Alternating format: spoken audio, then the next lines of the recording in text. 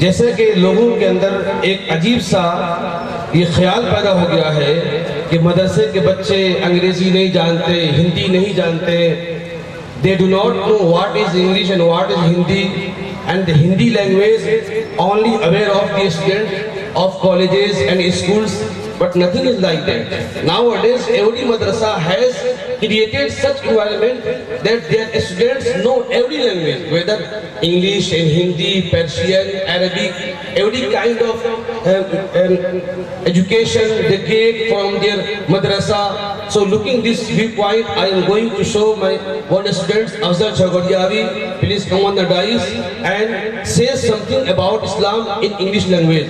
अफजल आ रहे हैं और ये आपको इंग्लिश में इस्लाम के बारे में बहुत ही खूबसूरत बात बताएंगे कि इस्लाम कितना पीस और सुकून वाला मजहब है, जिसने पूरी दुनिया को अंदर पीस को, सुकून को फैलाया है।